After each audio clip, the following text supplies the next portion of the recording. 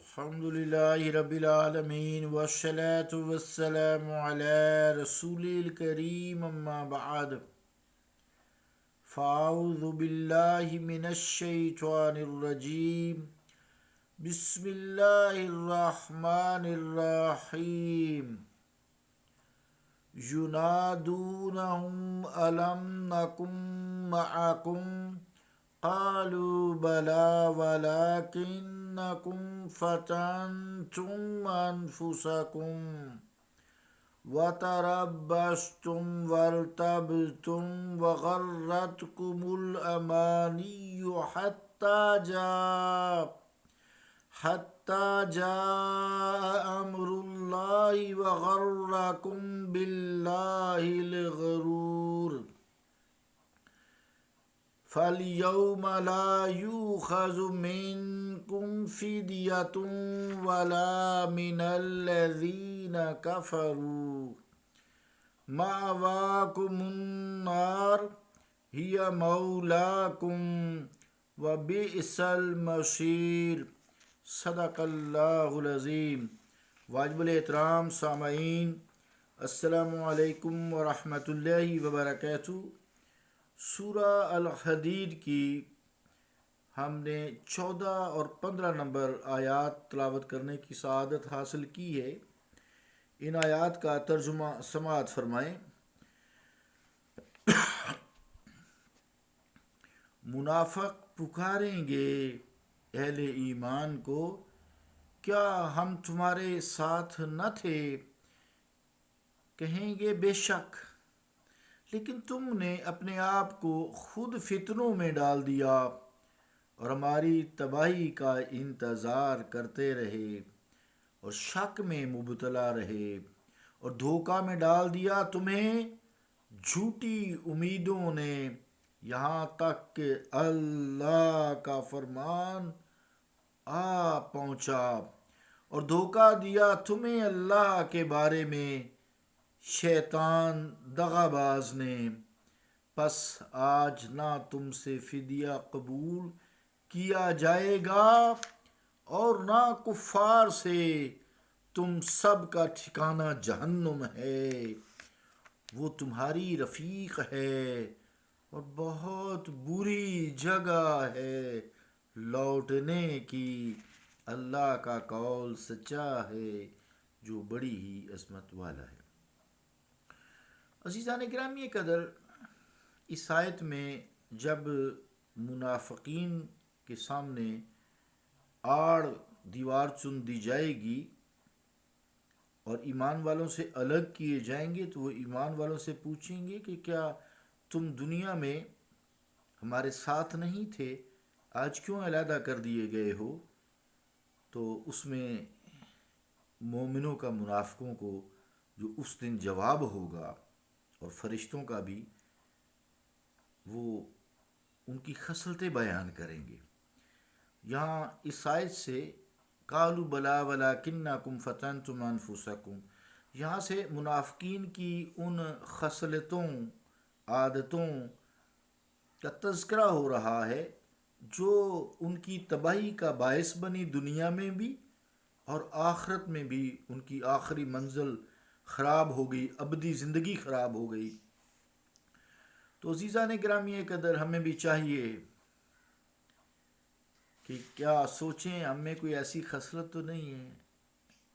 آئیے ان خصلتوں کا تذکرہ کرتے ہیں، جائزہ لیتے ہیں۔ پہلی بات جو منافقین کو کہی جائے گی وہ یہ ہے کہ فتنتم انفسکم۔ تو علامہ راغب اصفہانی رحمۃ اللہ علیہ اس کا معنی یوں کرتے ہیں: اوقاتموہا فی بلیۃ و عذاب۔ مفردات راغب صفحہ 624۔ ترجمہ کیا ہے کہ یعنی تم نے اپنے نفسوں کو ابتلا یعنی آزمائش اور عذاب میں پھینک دیا۔ صاحب لسان العرب علامہ ابن منظور رحمۃ اللہ علیہ لکھتے ہیں فتنتم انفسکم کے بارے میں: استعملتموها فی الفتنۃ، استعملتموها فی الفتنۃ، لسان العرب جلد 13 پیج 319. ترجمہ کیا کہ تم نے اپنے آپ کو فتنہ و فساد کی آگ بھڑکانے میں استعمال کیا. منافقین دنیا میں عزیزان گرامی قدر اسی طرح زندگی بسر کرتے ہیں. اسلام پر جب بھی کوئی کٹھن گھڑی آئے تو انہوں نے اسلام اور مومنوں کی مشکلات میں اضافہ ہی کیا ہے، فتنہ فساد مبتلا کر کے. اپنے آپ کو بھی ان کو بھی فتنہ فساد میں ڈالتے ہیں، ان کے لیے مشکلات کھڑی کر دیتے ہیں اور پھر اس کے لیے اپنے سارے وسائل جو ہیں صرف کر دیتے ہیں. دوسری بات جو انہیں کہی جائے گی وَتَرَبَّصْتُمْ، وہ یہ ہے، یعنی کفر و اسلام کی کشمکش جب عروج پر تھی تو تمہارا فرض تھا کہ تم نتائج سے بے پرواہ ہو جاتے، پرواہ نہ کرتے کہ نتیجہ کیا نکلا ہے، اپنی قسمت دین اسلام کے ساتھ وابستہ کر دیتے. توحید و رسالت کی جو شہادت تم نے زبانی کہی تھی، دل سے نہیں کہی تھی، اس لیے تم منافق ٹھہرے، اس کو دل میں تسلیم کر لیتے، توحید و رسالت پر ایمان لے آتے. تمہارے اندر کفر بھرا تھا، زبان پہ تم اسلام کا نام لیتے تھے، تو تم پر لازم تھا کہ اس وقت اپنے قول و فعل کو ایک کر دیتے، اپنی جلوتیں خلوتیں ایک کر دیتے، دین اسلام کی راہ میں جو بھی مشکل پیش آتی اسے سچا کر دیتے، چاہے تمہیں مال خرچ کرنا پڑتا، چاہے تمہیں جان کا نذرانہ دینا پڑتا. لیکن تم انتظار ہی کرتے رہے. وَتَرَبَّصْتُمْ، تم انتظار کرتے رہے کہ دیکھیے کہ اونٹ کس کروٹ بیٹھتا ہے، کس کا پانسا بھاری ہوتا ہے، کس کے حق میں فیصلہ ہوتا ہے.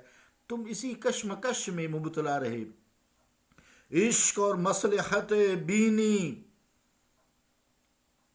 اور چیز ہے، اور ایمان اور موقع پرستی اور چیز ہے. تم موقع پرست نکلے، تم مصلحت، جی ہم بڑے مصلحت سے چلتے ہیں، عشق والے جان مال قربان کر کے جنتوں میں پہنچ کے، اور تم مسلطیں ہی دیکھتے رہ گئے. موقع پرست جو تھے تم، یہ دو چیزیں الگ الگ ہیں. تربس کا ایک معنی ذخیرہ اندوزی بھی کیا گیا ہے.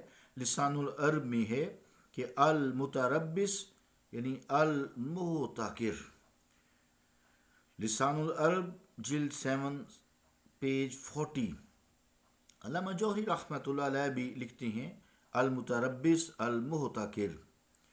صحا، ذخیرہ اندوزی کرنے والا اس انتظار میں رہتا ہے، اس لیے یہاں وہ لفظ استعمال کیا گیا ہے متربص، کہ چیزوں کے نرخ بڑھیں اور علاقے میں قحط پڑے. جب اشد ضرورت ہوگی لوگ منہ مانگے دام دیں گے، جب خاص طور سے اناج جو ہے تو اس وقت پھر لوگوں کو جان کے لالے پڑے ہوں گے اور وہ نکالیں گے، زیادہ قیمت ملے گی. اس لیے ذخیرہ اندوز کو بھی یہی کہتے ہیں. تیسرا نقص جس میں وہ منافقین ملوث تھے، ورتبتم، یہ فرمایا گیا کہ ورتبتم یعنی ساری عمر تم شک میں ہی مبتلا رہے. اسلام قبول کرنے سے جو یقین اور ایمان اور قوت ایقان میسر ہوتا ہے تم اس سے محروم رہے. کیا محمد مصطفیٰ تم سوچتے رہے کہ اللہ کے رسول ہیں یا نہیں؟ یہ تو محمد بن عبداللہ ہیں، محمد رسول اللہ کیسے ہیں؟ تم اسی شک میں رہے. کیا قرآن واقعی اللہ کا کلام ہے؟ تم اسی شک میں مبتلا رہے. کیا ان پر وحی آتی ہے؟ تم اسی شک پر مبتلا رہے. سچی راہ والے تو لوگ جان دے جاتے ہیں، مال خرچ کر دیتے ہیں، سر تن سے جدا کر دیتے ہیں. تو قرآن نے کیا یہ زندہ ہیں جو اللہ کی راہ میں مارے جائیں؟ وَلَا تَقُولُوا لِمَن يُقْتَلُ فِي سَبِيلِ اللَّهِ أَمْوَاتٌ بَلْ أَحْيَاءٌ وَلَٰكِن لَّا تَشْعُرُونَ. تم یہ سوچتے ہی رہے کہ اللہ کی راہ میں جان قربان کرنے والے زندہ ہیں. تم تو سوچتے رہے ہم زندہ ہیں، جو سامنے نظر آ رہے ہیں وہ زندہ ہیں، حیات جاویداں پا گئے. یہ ساری عزیزان گرامی شک والی باتیں ہیں جو منافقین کے دلوں میں ہوتی ہیں. آج بھی ہمارے میں جتنی خصلتیں ہیں، گو کہ ہم الحمدللہ مسلمان ہیں، ہم کلمہ گو ہیں، ہم مصطفیٰ کے غلام ہیں، لیکن یہ چیزیں ہمارے دلوں میں آج بھی بھٹکتی رہتی ہیں، چلتی رہتی ہیں.